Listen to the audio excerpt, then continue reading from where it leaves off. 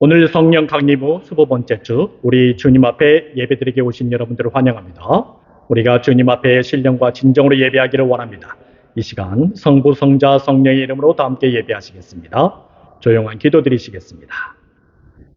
내가 여호와께 바라는 일 한 가지, 그것을 구하리니 곧 내가 내 평생에 여호와의 집에 살면서 여호와의 아름다움을 바라보며 그의 성전에서 사모하는 그것이라. 여호와께서 환난 날에 나를 그의 초막 속에 비밀히 지키시고 그의 장막 은밀한 곳에 나를 숨기시며 바위 위에 두시리로다. 이제 내 머리가 나를 둘러싼 내 원수 위에 들리리니 내가 그의 장막에서 즐거운 제사를 드리겠고 노래하며 여호와를 찬송하리로다. 아멘. 우리 다 함께 자리에서 일어나 찬송가 79장 부르시겠습니다.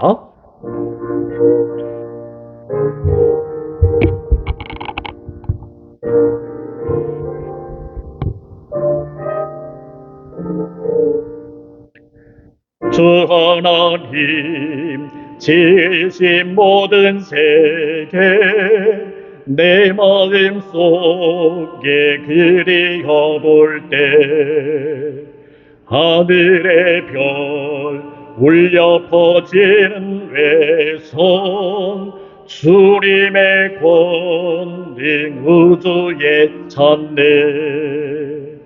주님의 높고 위대하심을 내 영혼이 찬양하네. 주님의 높고 위대하심을 내 영혼이 찬양하네. 습속이나 험한 산골짜기에서 지저귀는 저 새소리들과 고요하게 흐르는 시냇물은 주님의 솜씨 노래하도다. 주님의 높고 위대하심을 내 영혼이 찬양하네. 주님의 높고 위대하심을 내 영혼이 찬양하네.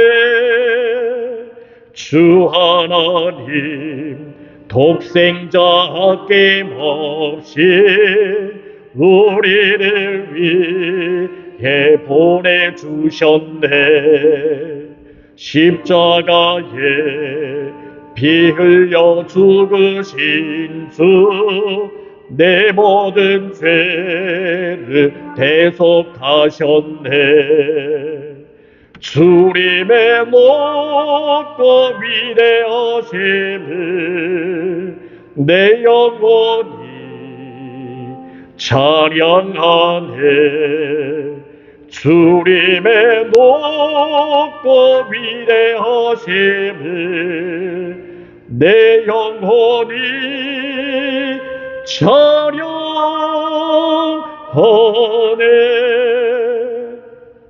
찬양하네. 주 예수 세상에 다시 올 때 저 천국으로 날 인도하리. 나 겸손히 엎드려 경배하며 영원히 주를 찬양하리라.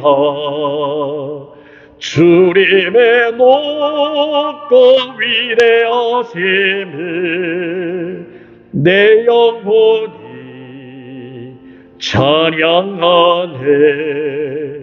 주님의 높고 위대하심을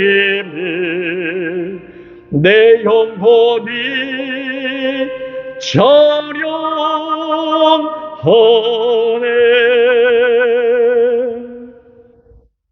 우리 다 함께 사도신경 하심으로써 우리의 신앙을 고백하겠습니다.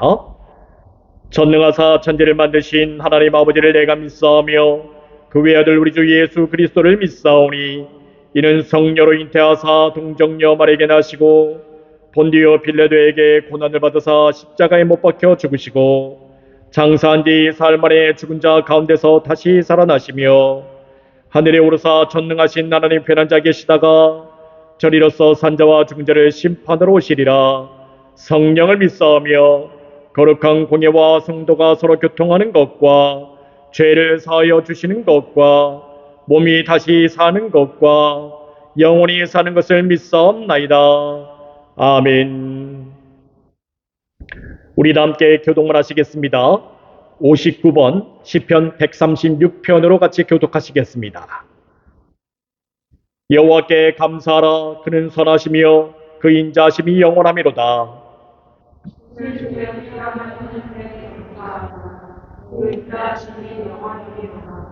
주들 중에 뛰어난 주께 감사하라. 그의 그 인자하심이 영원하미로다.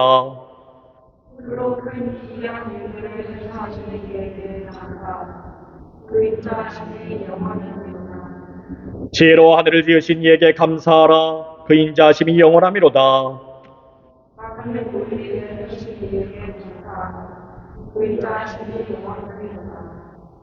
아멘.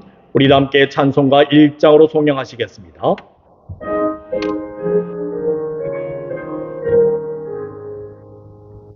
만복의 근원 하나님 온 백성 찬송 드리고 저 천사여 찬송하세. 찬송 성부 성자 성령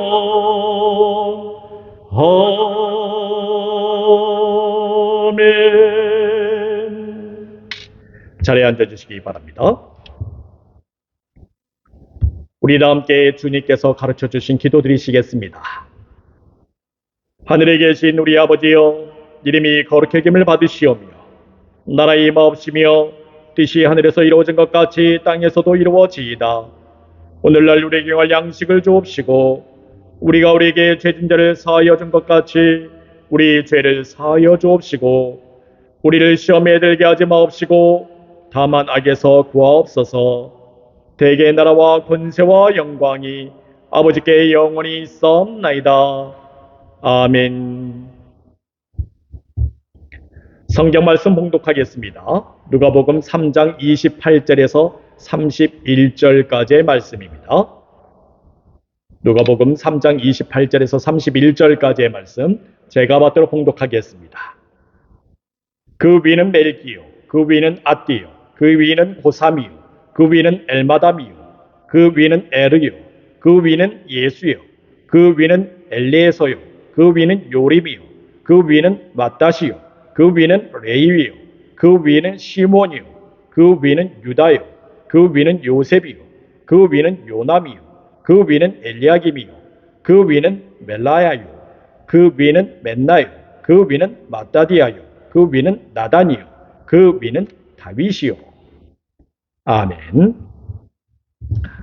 오늘 말씀은 지울 것은 과감하게 지읍시다 라는 제목을 가지고 주님의 말씀을 증거하겠습니다. 예수님은 신앙인의 기본적인 모습을 확실하게 보여주고 있습니다.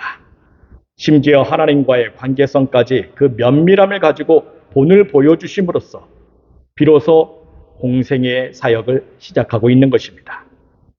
물론 예수님께서 공생의 시작을 앞서 하늘에서 음성이 들렸습니다.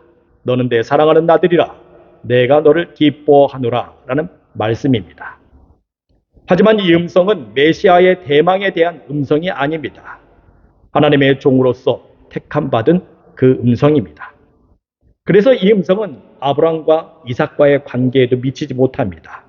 말하자면 부자의 관계에도 미치지 못한 음성이지요. 마치 모세가 시내산에 올라가서 하나님을 배우는 것과 같습니다. 모세는 비록 시내산에 올라가서 하나님을 뵙기는 했지만 그는 단지 하나님의 등만 바라보았을 뿐입니다. 그리고 그는 오히려 시내산에서 십계명이라는 돌판을 받아들고 내려왔습니다. 마찬가지로 예수님에게 내 사랑하는 아들이라고 말하는 그 음성은 예수님이 다윗의 가문이라는 사람, 그것을 알리는 음성입니다. 십계명의 돌판을 받았던 모세들처럼 하나님과의 계약적인 관계가 있음을 말하고 있습니다. 또한 하늘에서 들리는 음성 가운데 내가 너를 기뻐하노라 라는 말씀도 마찬가지입니다. 여기에서 기뻐하다라고 말하는 헬라어 유도케인이라는 말은 결단 또는 선택의 요소가 들어가 있습니다. 그래서 이를 정확하게 해석해 보자면 그것을 뭐뭐에게 좋다라고 생각하다, 내지는 뭐뭐를 더 선호하다라는 의미를 가지고 있습니다. 네, 그렇습니다.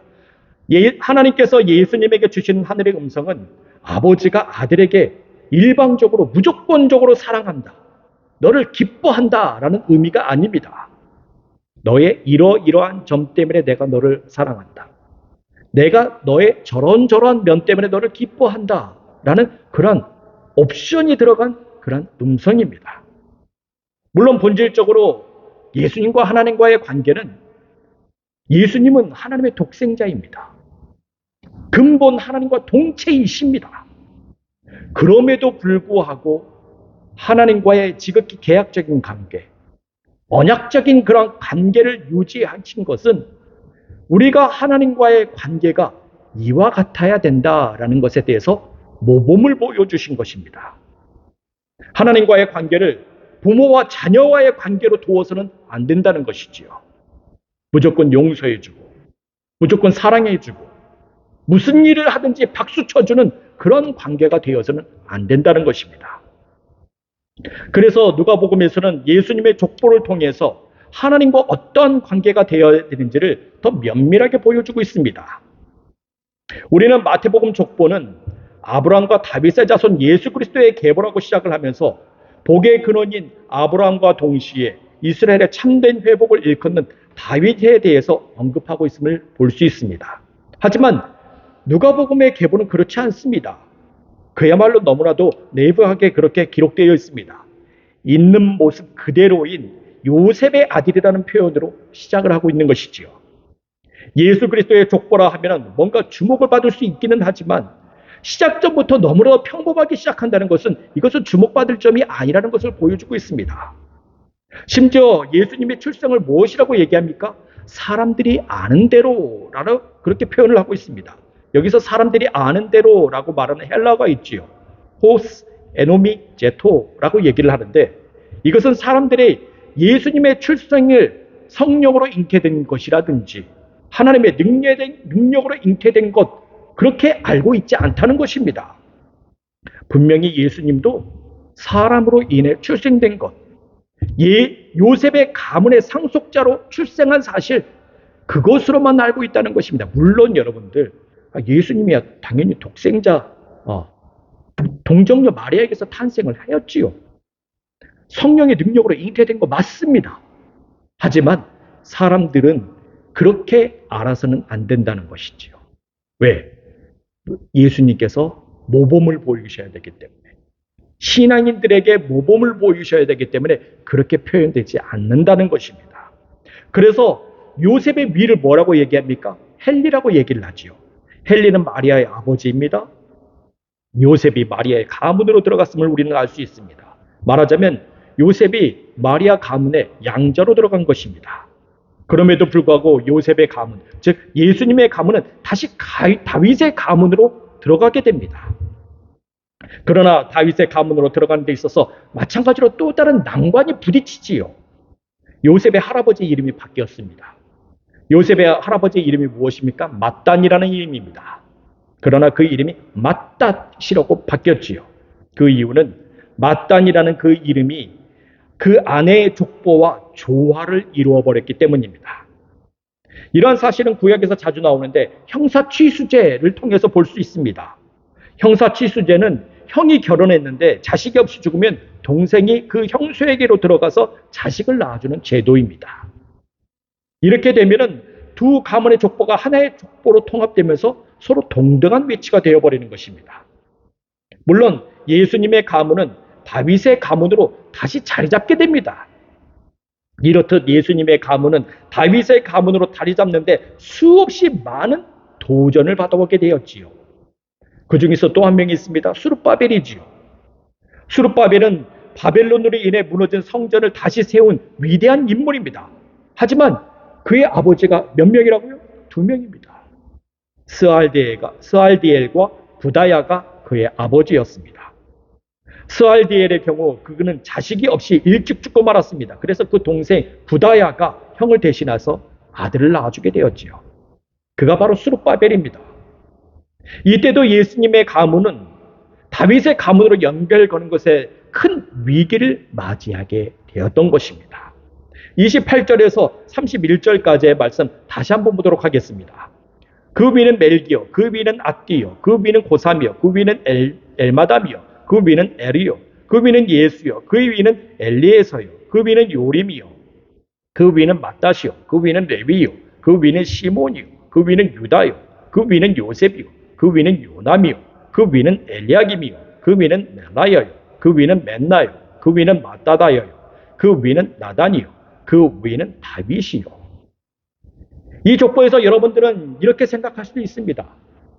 생부가 낳은 아이로서 동생이 생부이잖아요. 보통 형사취수제를 하게 되면은 그냥 그 이름, 동생 이름 그냥 쓰면 안 됩니까? 그렇게 해도 다윗의 가문으로 연결될 수 있지 않나요? 여러분들 그렇게 생각할 수도 있습니다. 동생이 낳은 아들임에도 불구하고 굳이 형 이름을 써야 되나요? 라고 우리는 질문할 수 있지요. 그러나 분명한 것은 계보를 이어나가는 데 있어서 반드시 정통을 이어받아야만 한다는 것입니다. 계보에 있어서는 그 정통이 조금이라도 벗어나게 되면요, 그 혈통이 순식간에 바뀌게 됩니다. 여러분들 이것은 우리가 교회를 보면 알아요. 우리 교회를 보면 알아요. 여기 미국 교회. 이 미국 교회도 그렇잖아요. 정통에서 조금 벗어나니까 갑자기 바뀌어버려요. 이제까지 교회가 가지고 온 레거시가 단번에 무너져 버립니다. 여러분들, 이 교회가요, 250년이 됐어요. 여기에서 에즈버리 대학교 있죠. 에즈버리 대학교를 처음 세운 감독님이 있어요. 이름이 에즈버리예요. 이 교회에서 처음으로 설교했어요. 제일 중요한 게 뭡니까? 여기 스크랜튼 파송원 교회. 스크랜튼이 다니는 모교예요. 제가 지지난주인가요? 그쵸? 지지난주 토요일 날, 제 전혜선 박사님 아드님이 이렇게 콘서트 한다고 그래서 거기 간 적이 있어요. 가가지고 이제 아드님 콘서트 보고 같이 사진도 찍고 그랬는데 아드님, 저보고 이제 어느 교회에 있냐고 물어보더라고요.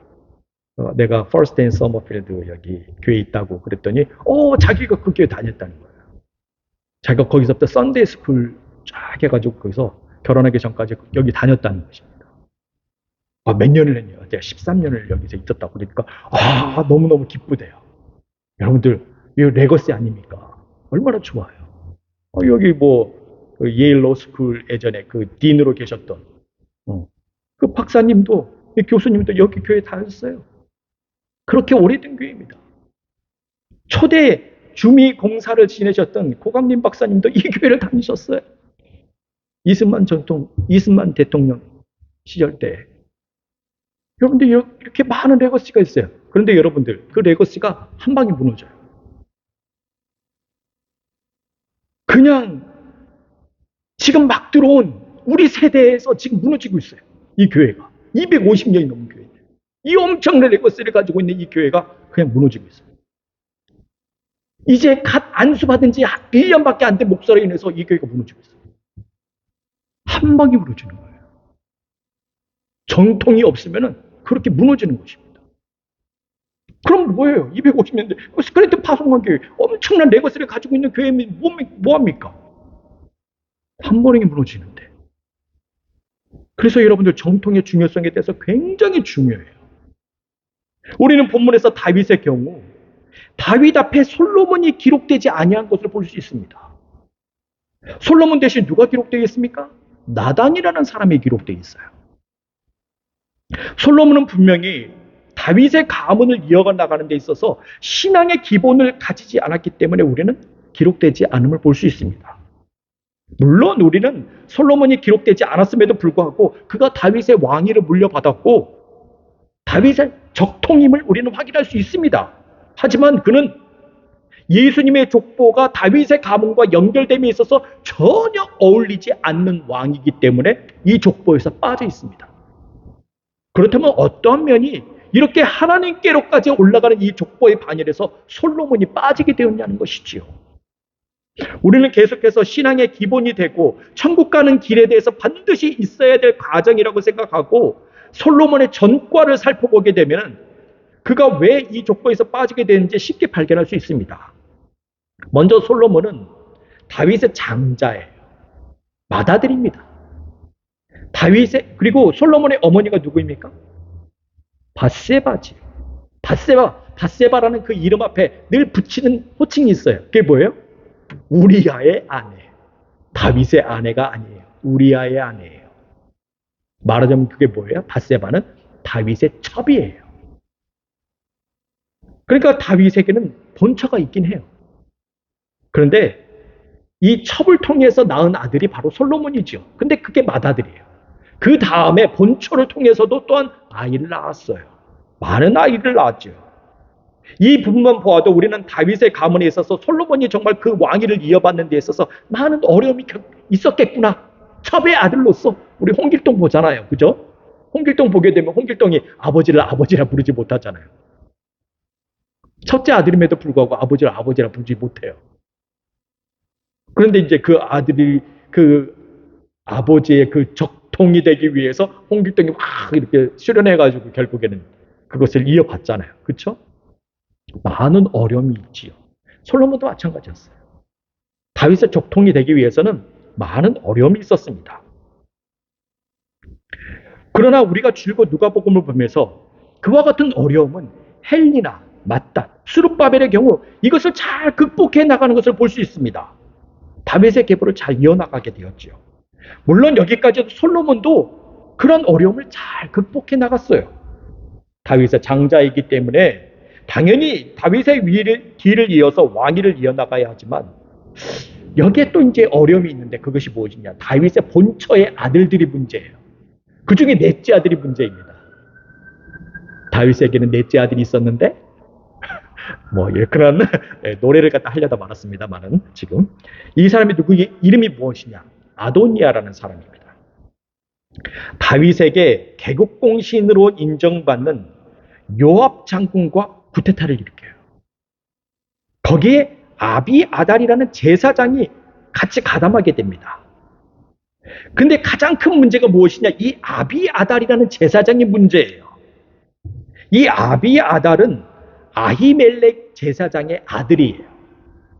그 아히멜렉은 매우 큰 위험에 처한 다윗을 구해줬던 사람입니다. 다윗이 사울 왕에게 쫓겨다녔잖아요. 그렇죠? 여러 군데 쫓겨다니다가 노이라는 마을에 들어가게 됐습니다. 거기에서 아히멜렉이라는 제사장을 만나요. 다윗이 쫓겨다니니까 배고프잖아요. 옆에 많은 이제 군인들도 같이 있는데 너무 배가 고파요. 그런데 이 아히멜렉이라는 제사장이 다윗에게 음식을 제공해 줬어요. 잘 먹고. 그 다음에 결정적인 게 무엇이냐. 아히멜렉 제사장이 골리앗의 칼을 줬습니다. 다윗이 물맷돌 가지고 골리앗을 때려 죽였잖아요. 그 다음에 골리앗이 그때 이제 가지고 있던 방패도 있었고 칼도 있었거든요. 근데 그 무기 중에 칼이 이 아히멜렉 제사장에 있는 놋땅이 있었어요. 거기 보관되어 있었습니다. 다윗이 다윗에게 이 칼을 준 거예요. 그런데 그 다음에 이제 다윗은 이 칼을 가지고 또 열심히 싸우러 나갔지요.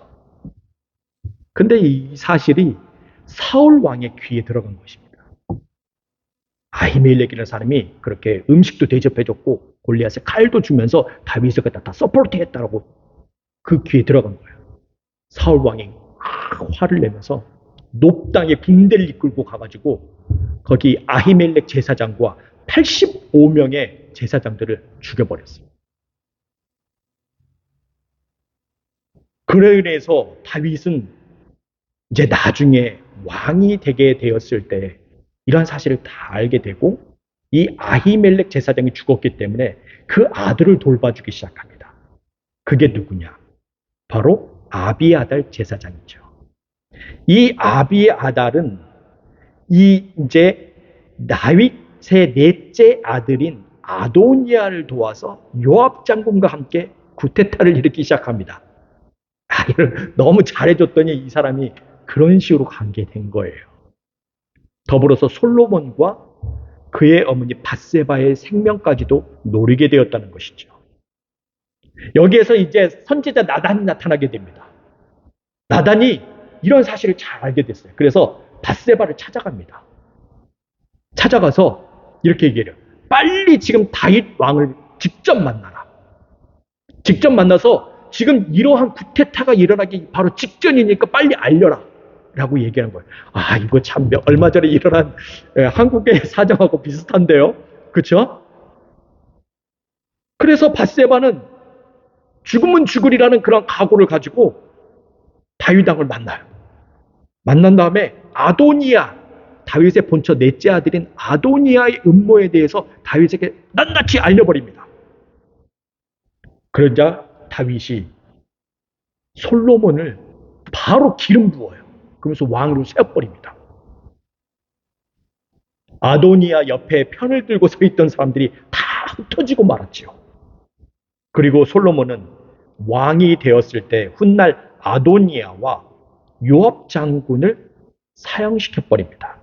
그리고 제사장 아비아달, 대제사장의 직을 박탈시켜버리지요. 그의 고향 아나돗으로 보내버립니다. 그래서 여러분들 성경이 참 희한하게 엮여진 게 뭐냐면요. 에레미야서에 보게 되면요. 에레미야가 어느 동네 출신인지가 나와요. 어느 동네 출신이에요? 아나돗 출신이에요. 아나돗. 그래서 사람들이 하는 얘기는 에레미야가 제사장 출신이다 라고 얘기하는 경우가 많이 있어요. 왜? 그때 당시에 그렇게 유배를 떠났던 그 제사장 가문이 바로 이제 에레미야에게까지 미쳐서 그렇게 그 가문을 이어나가게 되었다라는 그러한 얘기가 있습니다. 어찌되었든 이 사실은요 분명하게 지금 성경에 기록되어 있어요. 그 다음에 이제 솔로몬은 그 제사장 아비아달 제사장을 다 귀양시켜 버렸고 그 다음에 새로운 제사장을 불러 모아야 돼요. 새로운 제사장이 누구냐? 사독 계열의 제사장들을 불러 모으기 시작합니다. 이 사독 계열의 제사장, 사실은 이 사람은요 아론 계열의 제사장이 아니에요. 우리가 알고 있듯이 모세가 하나님의 명령에 따라서 처음으로 제사장을 세웠거든요. 그가 바로 누구입니까? 모세의 형인 아론이에요. 그 이후 아론 계열의 제사장이 줄곧 예루살렘에서 제사장직을 수행하다가 솔로몬 시대 때를 기점으로 해서 사독 계열의 제사장이 이제 예루살렘에 들어오게 돼요. 그리고 제사장직을 감당하게 됩니다. 그리고 그들은 누가복음에 기록되어 있는 그 시대까지도 여전히 예루살렘에서 제사장직을 감당하고 있었어요. 그러나 우리가 누가복음 처음 부분에서 볼 수 있던 것인데 사가랴가 제사장직을 수행하는 데 있어서 그는 아비야 반열의 제사장이라고 소개하고 있습니다. 또한 사가랴의 아내 엘리사벳은 아론의 자손이라고 소개하고 있지요. 당시의 제사장에 대해서 좀 얘기를 해본다 그렇군요. 본래 제사장들은 바벨론 포로 생활에서 돌아온 후 24개의 반열로 나눠져 있었습니다. 각각의 반열은 1년에 2차례씩 일주일 동안 성전에 들어가서 제사장의 직무를 행하게 되었지요. 그래서 모든 반열의 제사장은 24개의 반열이 일주일에 2차례, 2번, 총 48주간 동안 성전의 직무를 감당하게 됩니다. 여기서 아비야 반열의 8번째 반열이 바로 이 사가랴이고요. 그 다음에 9번째 반열이 바로 예수아 반열이라고 나오고 있습니다. 본래 제사장 예수아라는 인물은요, 다윗 시대 때의 제사장이었어요.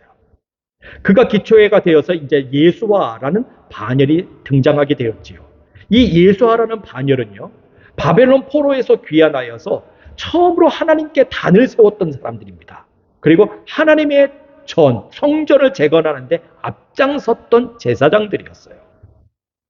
그리고 그 이후 예수와 반열이 아비야 계열의 순번을 정하는데 결정적인 역할을 하였고, 급기야 사가랴가 아비야 계열의 8번째 반열에 들어가게 되었고, 그 9번째 반열이 바로 예수와 반열로 들어가는데 이렇게 퍼즐이 맞춰지게 된 것입니다. 여러분들 참 복잡해 보이지요. 이런 퍼즐이 맞춰지면서 사실은 아비야 계열이 예수와 계열의 제사장직을 준비하는 역할을 하게 된 것입니다. 말하자면 세례 요한이 예수님의 길을 준비하는 그 모습과 잘 짜맞춰지게 되는 것입니다. 그래서 다시 한번 맞춰본다면 예수와 반열, 이름이 뭐 같아요? 예수님이잖아요. 예수님. 이 예수와 계열을 갖다 예수님으로 보게 된다면 아비야 계열에 속한 세례 요한은 그가 출생하기 전부터 메시아의 길에 대해서 예비를 하고 있었고, 심지어 다윗의 시대인 1000년 전부터 아비야 계열은 예수님의 길에 대해서 준비하고 있음을 보여주고 있는 것입니다. 참 복잡해요. 복잡하지만 간단하게 얘기하자면은 예수님의 그 메시아의 길을 갖다 준비하는 세례 요한은 이미 1000년 전부터 이미 준비하고 있었다는 거예요. 그 얘기를 하고 있는 거예요. 이게 바로 제사장들하고 연결되어 있는 것입니다. 그런데 이 세례 요한의 어머니에 대해서도 똑같아요. 세례 요한의 어머니 엘리사벳이 누구의 자손이라고요? 아론의 자손이라고요. 아론이라고 하면은 출애굽기에서 모세의 형으로 등장하는 인물입니다. 그는 이스라엘 민족이 이루어진과 동시에 초대 대제사장이었지요. 그러나 아론 계열의 제사장이 솔로몬 시대 때 물러나가게 돼요. 쫓겨나가게 돼요. 쿠데타 일으켰다고. 그러면서 사독 계열이 들어오게 됩니다. 이 모든 이 계통이 들어오면서 아론 계열의 제사장들은 예루살렘에서 나가게 돼요. 그들은 멀리 나가게 됩니다. 그럼에도 불구하고 세례 요한의 어머니 엘리사벳이 아론의 자손으로 그 명맥을 잇고 있다면 정말 세례 요한의 어머니가 얼마나 수많은 도전과 어려움 속에서도 굳건히 믿음을 지켜가고 있었는지를 우리는 확실히 알 수 있게 되는 것입니다. 그리고 훗날에는 예수님의 길을 예비하는 데까지 다다르게 되는 것이지요. 그러나 솔로몬은 사독 계열의 제사장들을 등용시킴으로써 메시아의 길을 준비하는 것에 대해서 막아버렸습니다. 사독 계열의 제사장은 예수님 당시에도 주도권을 쥐고 있었어요. 그들의 신앙을 살펴본다면요, 참으로 할 말을 잃을 정도입니다. 그 이유는즉슨 마태복음을 보게 되면요, 이 사독 계열의 제사장에 대해서 세례 요한이 뭐라고 얘기냐? 독사의 자식들이라고 얘기합니다. 더불어서 이 사람들은 예수님만 쫓아다니면서 계속해서 비난을 내요. 시험에 들게 만듭니다. 이 사람들은 예루살렘 권력가로 이루어져 있었어요. 산헤드린 공의회에서도 많은 자리를 차지하고 있었습니다. 이들이 주장하는 바가 무엇이냐? 모세 오경을 주장해요. 그리고 이 사람들은요, 내세, 부활, 천사, 영적인 존재에 대해서 부인해요. 믿지 않아요. 제사장이라는 사람들이 믿지 않아요. 그 예수님한테 와가지고 막 그렇게 시험에 들게 만듭니다. 더욱이 여러분들, 그 당시에 대제사장이 누구예요? 가야바하고 안나스예요. 이 사람들이 다 사독 계열의 제사장들이에요. 이 사독 계열의 제사장들은 이스라엘의 모든 종교와 정치, 경제를 쥐락펴락한 사람들입니다. 특히 예수님을 십자가에 못 박은 장본인들이지요. 그와 같은 자들이 누구로 인해 등용되었습니까? 솔로몬에 의해 등용되었던 것입니다. 예루살렘의 모든 주도권을 쥐고 있었고 온갖 악행을 다 저지르는 사람들이 누구로 인해 등용되었어요? 솔로몬에 의해서 등용되었다는 것입니다. 그래서 누가복음은 솔로몬을 예수님의 계보에 올릴 수가 없는 거예요. 여러분들 참 솔로몬이 어마어마한 일을 많이 했어요. 솔로몬 성전 지었잖아요. 제1성전 지었잖아요. 항상 성막 생활만 하다가 성전을 지었단 말이에요. 그렇게 어마어마한 일을 갖다 했음에도 불구하고 솔로몬이 엄청 욕을 먹어요. 성경에서. 그래서 성경에서는요, 마태복음에서는 솔로몬을 뭐라고 얘기하는지 아십니까? 다윗의 자손이라고 얘기하지 않아요. 솔로몬을 귀신 내쫓는 사람이라고 얘기합니다. 그래서 그 예수님께서 막 귀신 내쫓고 막 그러니까 사람들이 얘기하잖아요. 저 사람 다윗의 자손이 아니냐라고 얘기하는 거, 그 말을 하거든요. 그 얘기는 뭐냐면요. 솔로몬을 얘기하는 거예요. 야, 너도 그러면 솔로몬처럼 그렇게 귀신이나 내쫓는 사람이냐? 라는 그 뜻을 가지고 있어요. 솔로몬이 인식이 그 당시에 그랬다니까요. 그게 왜 그렇게 솔로몬이 인식이 안 좋냐면요. 솔로몬의 마지막이 안 좋아요.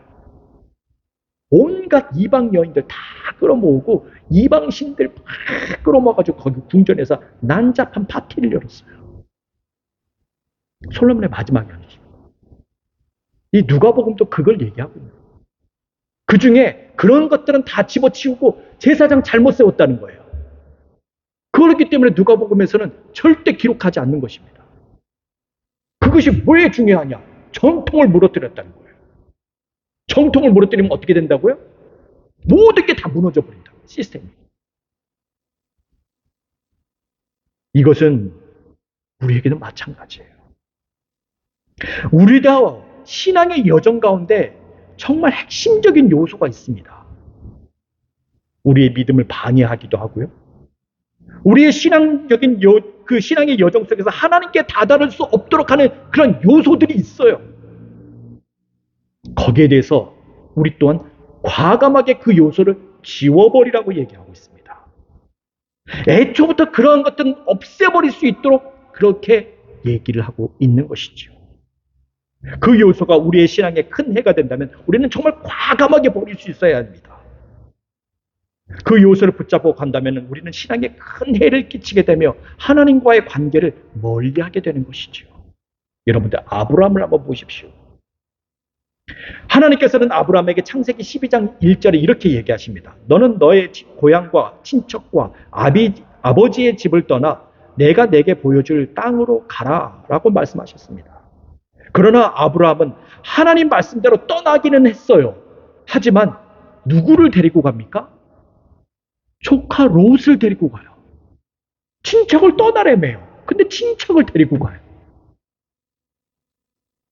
하나님께서는 분명히 고향과 친척과 아버지를 떠나라고 했지만 그의 친척이자 아버지 집사람인 조카 롯을 데리고 가버립니다. 그로 인해서 롯의 가축 목자들과 아브라함의 가축 목자들 사이에 큰 다툼이 일어나 버려요.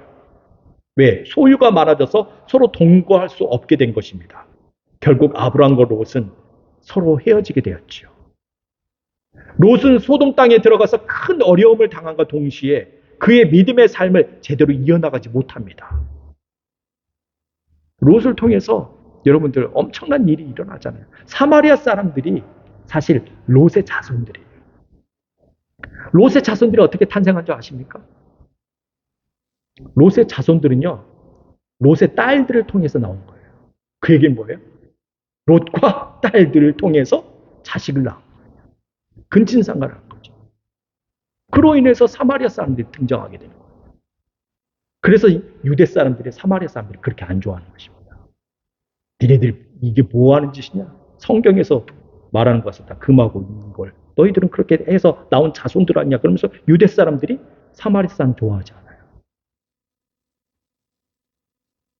조카 롯은 아브라함이 믿음의 조상으로 나아가는 그 여정 속에서 큰 걸림돌이 된 것입니다. 그러나 아브라함이 조카 롯을 그의 신앙의 여정 속에서 제거하자 비로소 하나님께서는 아브라함에게 그 모습을 드러내 주세요. 그리고 그가 복의 근원으로 나아갈 수 있는 그 길이 열리게 되는 것입니다. 여러분들 어디 그뿐이겠습니까? 바울의 신앙 여정도 마찬가지였어요. 바울이 마가라는 사람과 1차 전도 여행을 떠납니다. 그러나 마가라는 사람은 전도 여행 중간에 하차하고 말아요. 우리 방송 중에 하차하는 사람들 많이 있잖아요. 그것처럼 바울도 같이 마가라는 사람을 데리고 다니면서 전도 여행을 갔지만 너무 힘드니까 마가가 중간에 하차해버려요. 그래서 마가 대신에 누가 들어옵니까? 그의 외삼촌이 들어옵니다. 바나바가 들어오지요. 그 다음에 이제 바울이 1차 전도여행 끝나고 2차 전도여행을 가게 됩니다. 이 바나바가 이번에는 내 조카 마가를 데리고 가자라고 얘기해요. 근데 바울이 어땠어요? 경험해 봤잖아요. 1차 전도여행 마가 데리고 갔다가 큰 낭패를 봐봤거든요. 그럼 바울이 안 된다고 했어요. 그때 바나바하고 바울하고 크게 싸움이 일어나요. 결국에는 바울은 바나바 대신에 신라라는 사람을 데리고 2차 전도여행을 떠나게 됩니다. 역시 바나바는 마가와 함께 이렇게 또한 가게 되었지요.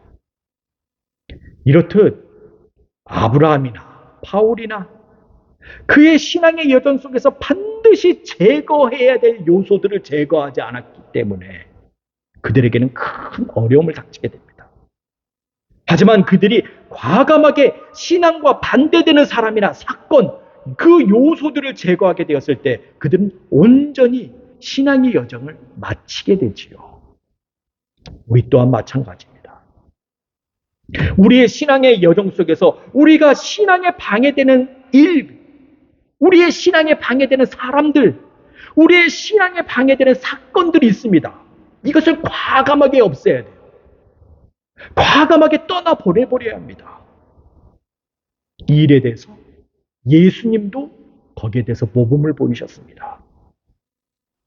예수님의 족보를 살펴볼 때 당연히 솔로몬도 들어가야 되지만 솔로몬조차도 신앙의 여정에 방해의 요소가 되었을 때는 누가복음에서 과감하게 그를 삭제시켜버립니다.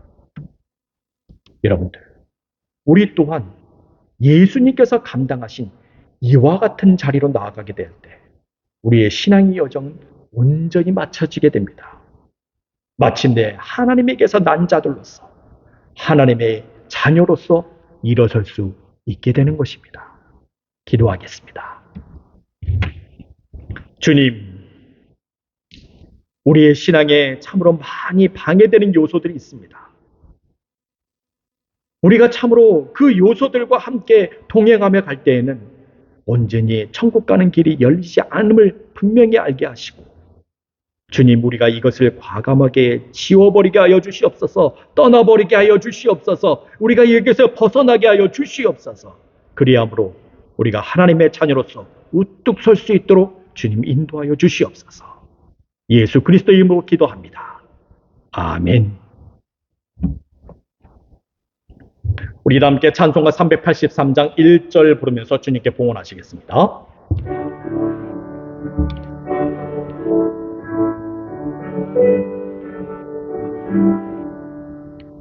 눈이 뒤로 산에 보니 도움 어디서 오나 천지지은 주 하나님 나를 도와주시네. 나의 발이 실족 않게 주가 깨어 지키며 택한 백성 항상 지켜 길에 보호하시네.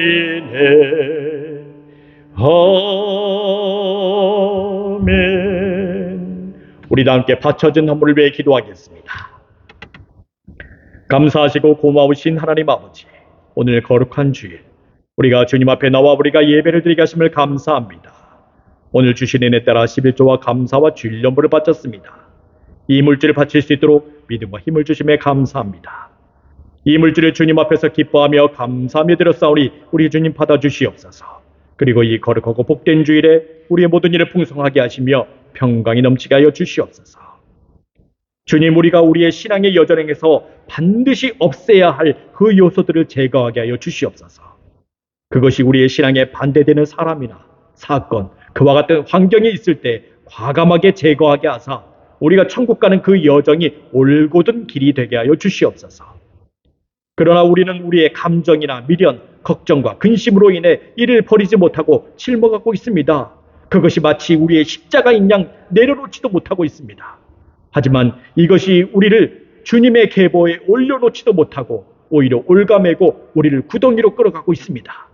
주님이여, 우리가 지울 것은 과감하게 지워버리고 이제는 신앙의 자유함을 얻게 하여 주시옵소서. 천국으로 가는 올바른 길로 나가게 하여 주시옵소서. 이 시간 우리 중에 병들과 아프며 마음에 상처 있는 자들을 회복시켜 주시옵소서. 얻은 근육과 병만은 예수의 이름으로 물러가게 하시며 모든 상처가 깨끗게 씻음받게 하여 주시옵소서. 오직 빛으로 비추고 소금으로 쓰임받는 귀한 삶이 있기를 원합니다. 오늘 모여진 예물들이 주의 사업을 위해 쓰여지는 곳곳마다 주님의 영광 나타나게 하시고 바쳐진 손길들을 기억하셔서 그 손길과 각 가정들이 생명력 넘치게 하여 주시옵소서. 예수 그리스도의 이름으로 기도합니다. 아멘. 교회의 소식 알려드리겠습니다. 오늘은 성령 강림 후 제 20번째 주입니다. 사랑하는 여러분, 견실하며 흔들리지 말고 항상 주의 일에 더욱 힘쓰는 자들이 되기를 바랍니다. 이런 일들은 여러분들의 수고가 주 안에서 헛되지 않을 줄 믿습니다. 미 동북부 교육자 기도회가 있습니다. 그리고 수양회가 같이 겹쳐서 있습니다. 내일입니다. 10월 27일부터 28일 월요일부터 화요일이죠. 오후 2시에 우리 교회에서 1박 2일로 진행이 됩니다. 여러분들 위해서 기도해 주시고 같이 준비해 주시길 바랍니다. 우리가 교회에 모여 예배를 드립니다. 교회 오시지 못하는 분들은 카카오톡 라이브와 유튜브를 통해 온라인 예배하실 수 있습니다. 이메일을 통해 보내드리는 링크를 참조해 주시길 바랍니다. 우리 다 함께 자리에서 일어나 찬송가 423장 부르시겠습니다.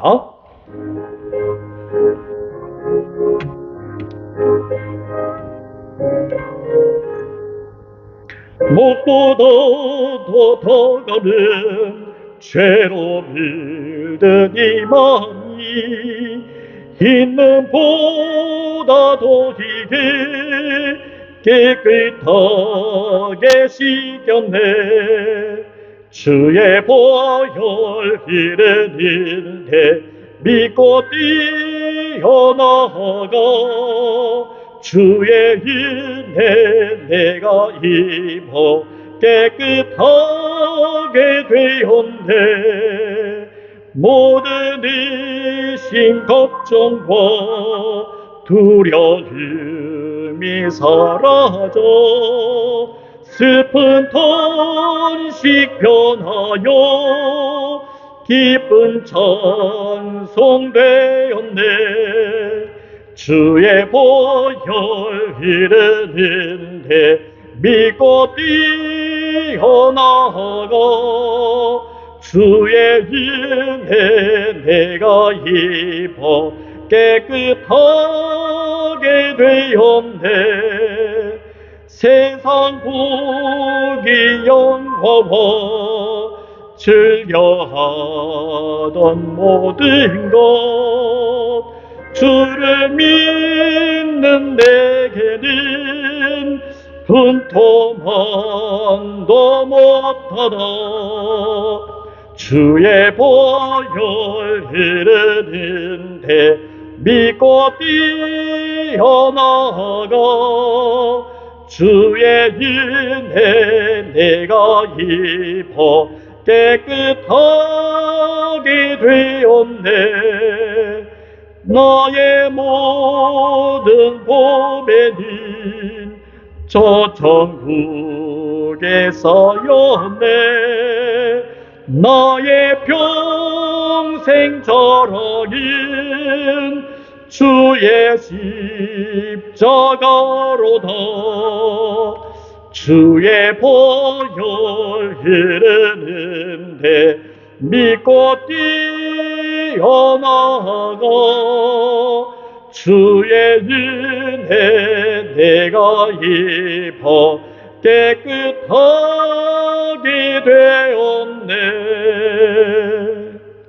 우리 함께 기도하겠습니다.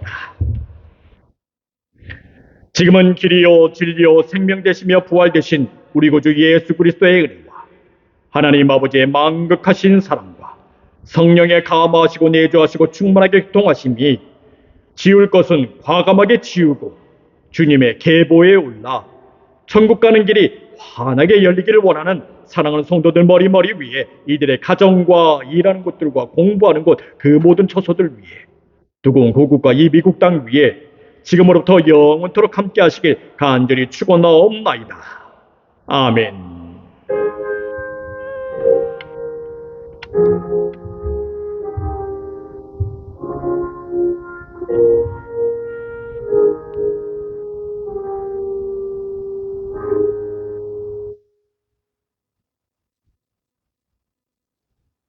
감사합니다. 예배 마쳤습니다.